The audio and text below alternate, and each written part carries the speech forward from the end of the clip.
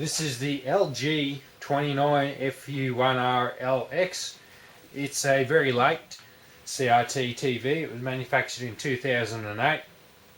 It has a 4:3 aspect ratio, surprisingly, and it is a pure flat screen.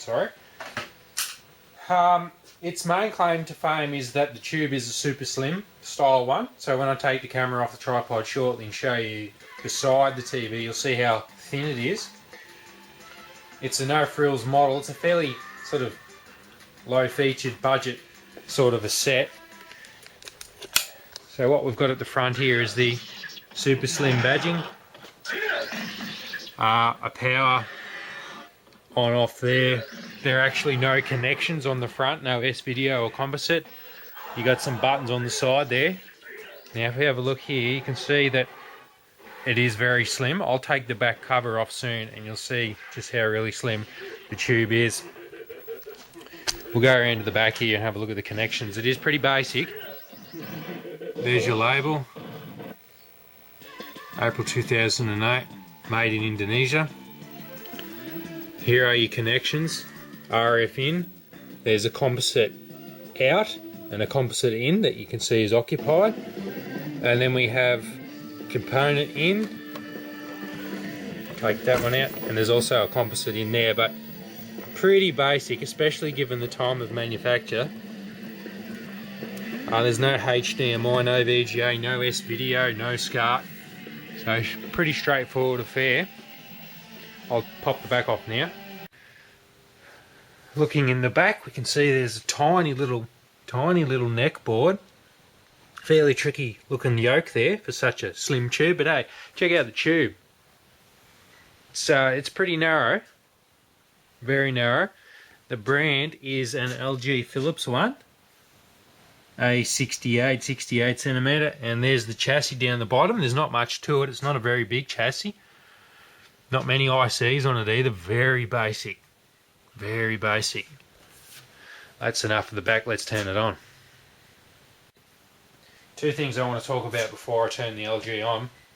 One is that the tube here is darker around the edges than it is in the center. It's a light grey in there. Probably won't be able to see it on the camera, but it is indeed darker around the edges, which is most unusual because every other CRT I've seen is uniformly the same colour all across.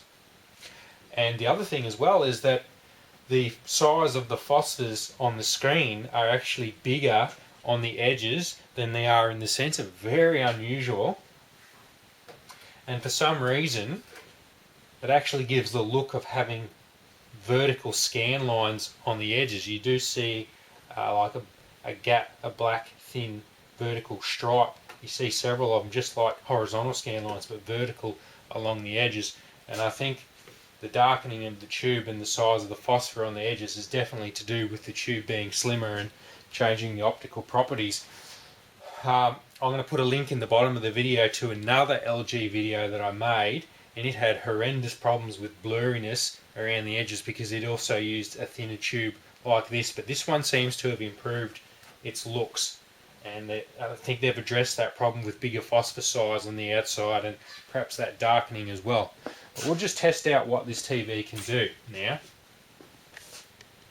So at the moment there's a PlayStation 2 connected to the LG via a component cable. You can see the game that's on screen, Fantasy Zone Complete Collection. Let's go into it.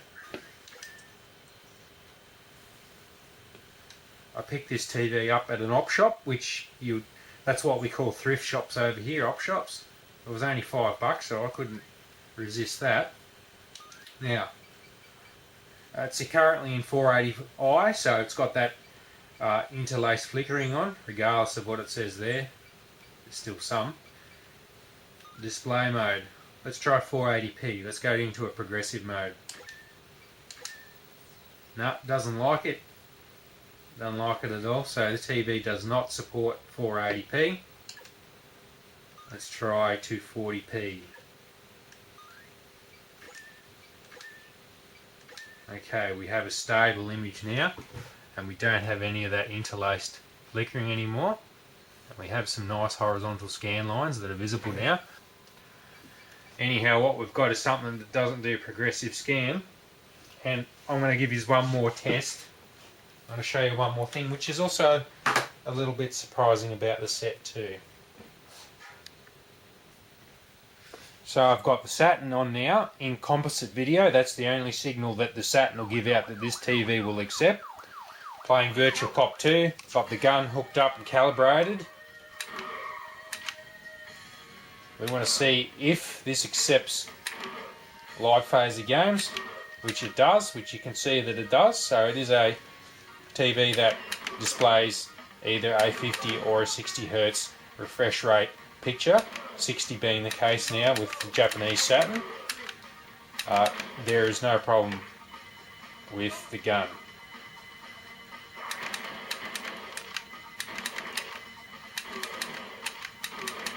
So that's right.